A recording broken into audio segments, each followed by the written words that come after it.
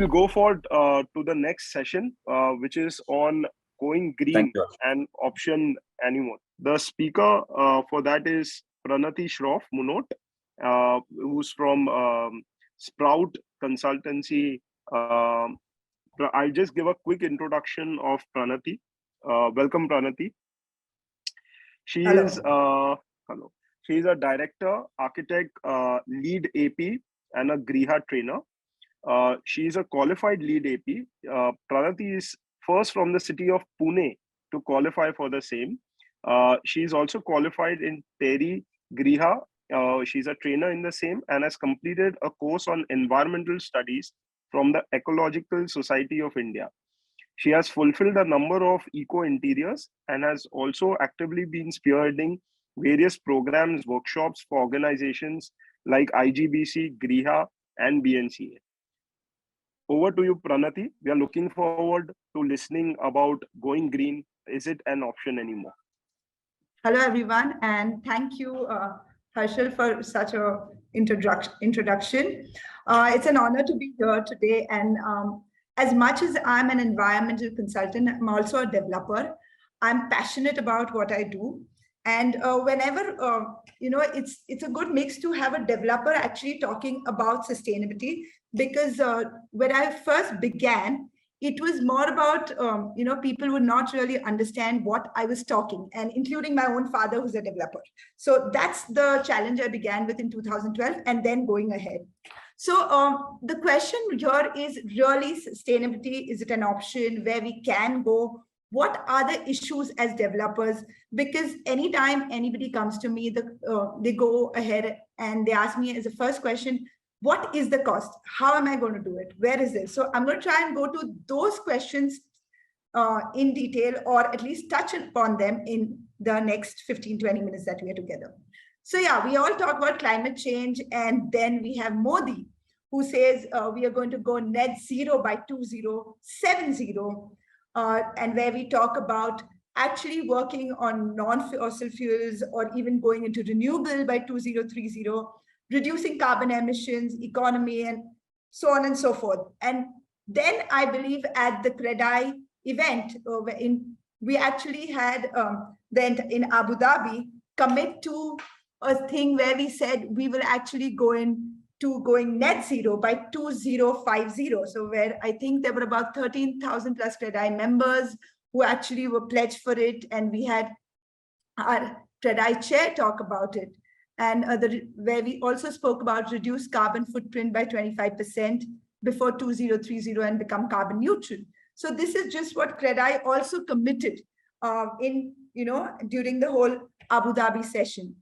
So taking that ahead, and how are we going to do it is the whole question. So I had a quick survey conducted among some of the developers, and the question that we put forward is, how many of us actually believe that green costs more, or is it, does not cost? And the answers were almost 62% people believed that when you talk about green buildings, it costs more.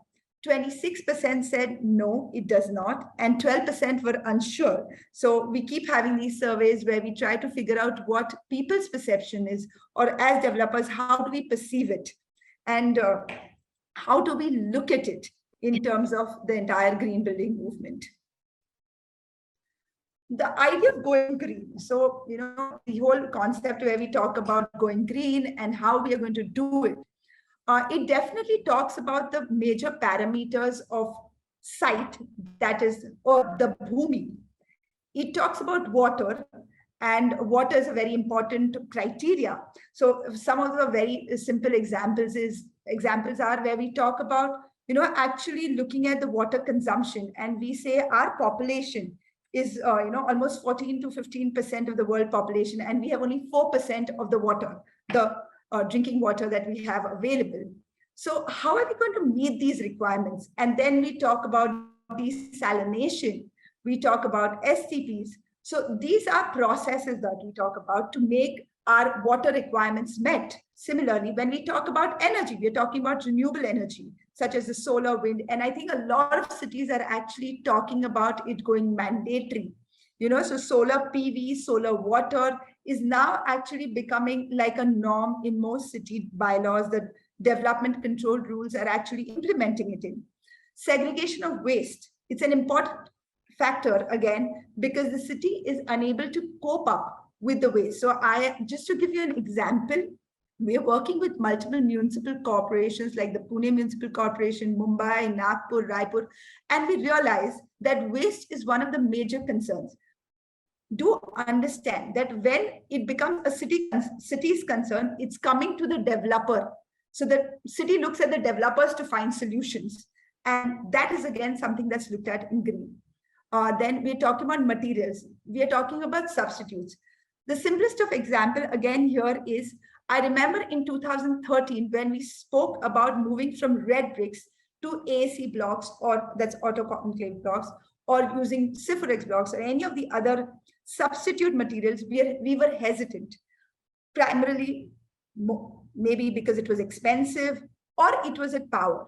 The minute red bricks became more expensive, we automatically moved towards these solutions or alternatives. We must understand that these resources or the availability of materials which are natural are getting even more scarce. Consideration of environmental designs. I think even design plays a very important role in going green. And adapting to changing environments. Focus on indoor air quality has become very important for post-COVID. So before, nobody spoke about fresh air. The minute COVID came in and post-COVID, everybody started speaking about indoor air quality, the air that we breathe. So all these factors started becoming very important.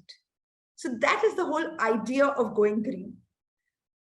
Moving to the incentives. So, when we talk about green and how we could look at sustainability, a lot of cities, a lot of states are also actually incentivizing the entire process of going green. Certification is one aspect. I always say certification is a byproduct, but understanding what it actually involves is more important.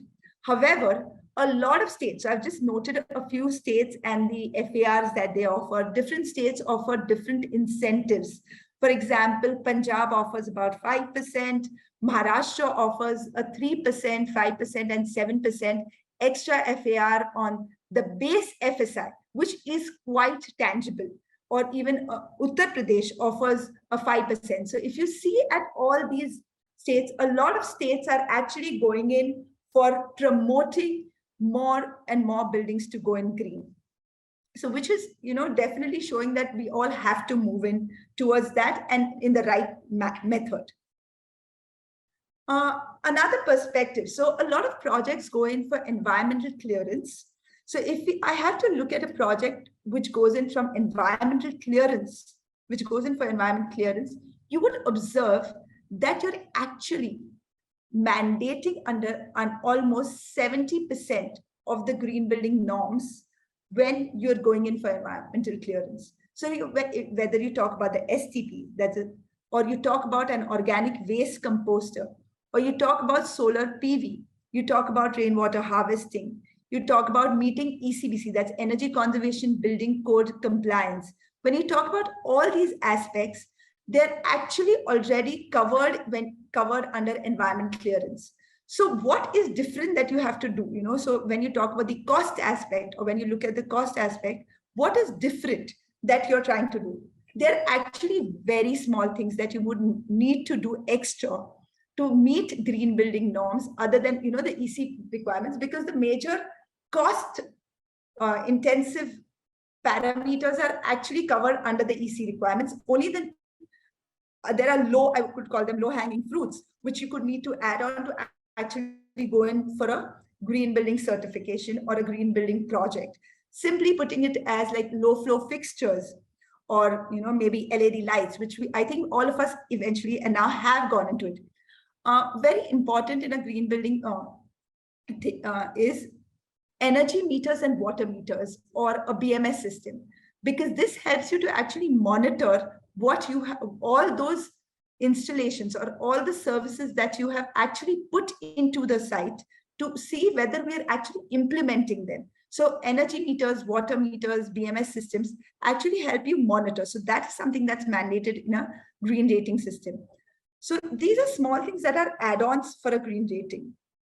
So that is the parameters which you could again go through. So which are the different ratings that are available in India and which you could go in for?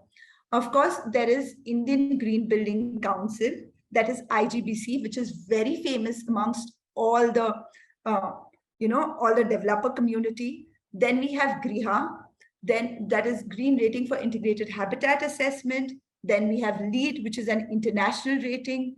WELL, which has recently come in, which is again an international rating. Then we have EDGE, which is an online platform which any of us can actually log in and start feeding our information or details about our project and actually get it rated ourselves. So these are the 5 different ratings that the country offers, of which Indian Green Building Council, that's IGBC, is the most popular one. I think even more because it's very widely acceptable by all the governments. So all the state governments recognize IGBC. It is reasonable to go in for it. So in terms of cost benefit analysis of all the ratings, it's the most reasonable and most doable for most developers. I'm focusing more from a developer perspective in today's session. Coming directly to what is the incremental cost. So we've done multiple case study analysis, and when you look at a residential project, trust me, if you're doing so, of course it's very important to define your specifications. A project's specifications would define whether a project is eligible to go in for green certification or is eligible to a sustainability platform. Each company needs to define its own sustainability parameters to actually get to this. But these are some case studies that we've taken from Pune, Mumbai, Bangalore. And on an average, we've realized, and I'm sure you all might say, is this really true? But on an average, we've realized it doesn't cost more than 1.5% for projects which actually go in for environmental clearance. So if you're going in for an environmental clearance projects, EC project, it's definitely not more than 1.5%. I've had developers like Sohail, who might be there in the session, or even a few more like Amar developers. So a lot of them who have Rohan, Abhishek is here, and projects that we do for them, we've actually realized that for them, it doesn't even cost that extra 1%. So we've been doing projects, and case studies of developers who are within the session today, I could actually vouch that it does not go for more than 1.5%. So this is a small breakup of how it is divided. Any rating is divided into 5 parameters. That is the sustainable sites, it's water management, energy, materials, indoor environmental quality, and finally something innovative and different that you do under any rating. So that's how it's divided. And which are these cost intensive parameters? So of course, it's very difficult to judge whether these are the same for all. But if I had to actually put in, a few where we talk, so one of the most important and which is mandatory and every developer must look at it is soil erosion control. When we're talking to corporations, let me warn you that topsoil, preserving topsoil is soon going to become mandatory, because it's a big concern from the sustainability perspective or ecology perspective. So preserving topsoil is costs, which is not really considered. Then there is green parking facility. Again, 10 years back, it was something that was not acceptable. Why should we give charging facilities like EV charging facilities? I think now almost all developers around the country are actually going in and giving charging facilities for all their projects. It varies from 15%, 20%, 25%. Some of the corporations have also mandated it to go in for green, actually go in for certification, and also make it important to actually have green parking in your EV charging points. Another one is recycle and reuse of wastewater. I think that's again a very crucial, and a very important parameter, because a lot of us are struggling with our STP systems, mainly because we is not only installing them, but actually post occupancy management. So I think that's where one aspect where cost is involved. Rainwater harvesting, of course, I'm not highlighted because almost all governments or all states are mandating. All states are mandating it, and this is very important. Then we have water meters, which we spoke about. Then another aspect is the water heating system, that is the solar water heating system, which is cost intensive and again involves, but this is mandating environmental projects which go in for environmental clearance. On-site renewable projects which go in for on-site renewable is a big thing that is coming in now. So some of the governments have again started mandating 2% or 3% on-site renewable for all common facilities like your common lighting, your pumps, your outdoor parking. So clubhouses should all be on renewable energy. Another factor is certified green products or sustainable products, which needs to be looked at, when you do a green building.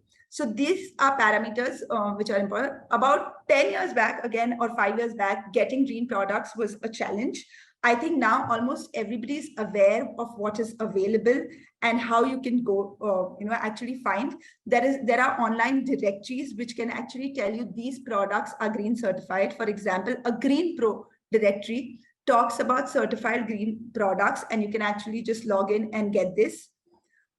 We also have, if you need, these companies which provide green products, OWCs, organic waste composting, is become quite an important aspect for us because waste is something that the city cannot handle, and segregation of waste at source is becoming mandatory day by day for all societies to implement. They're actually putting it in a big way. So all governments are mandating it. And so it becomes an added responsibility for the developer to anyways implement it.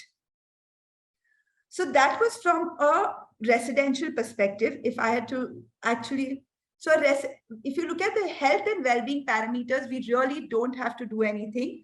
Most of the parameters are design-based and a good daylight.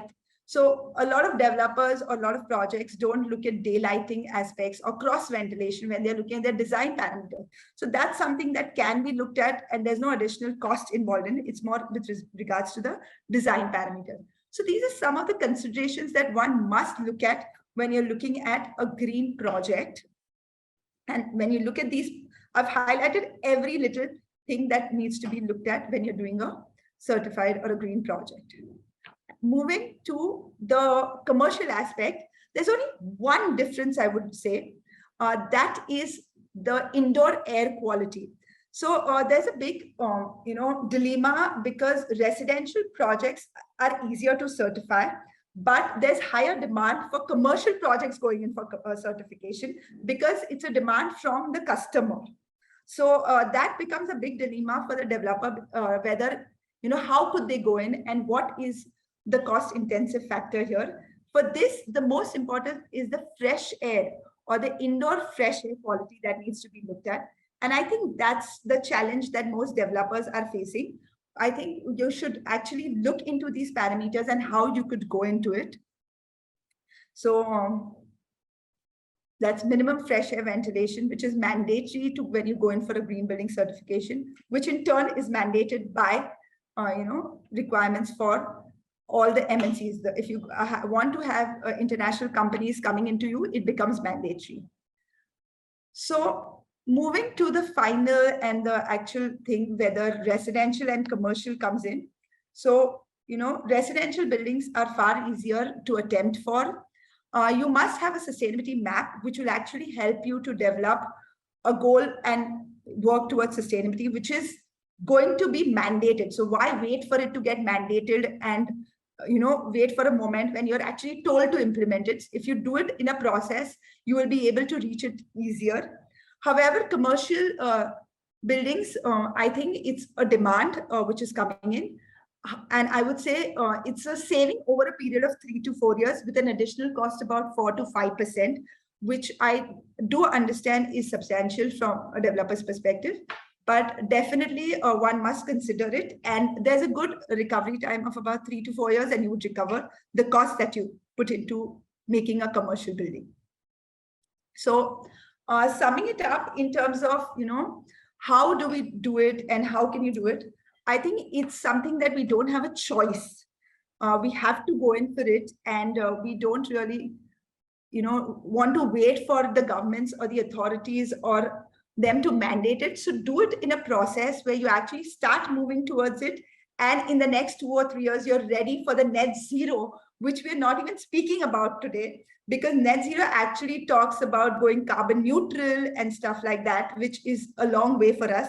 So as developers, we must look at it and how we can work towards it. So I think I don't know whether I have exceeded my time or... No, not at all. Not at all. Pranati, that was fantastic. It was great to hear a fellow developer be so passionate about environment and talk about green solutions. Very, very comprehensive presentation. Thanks, Pranati.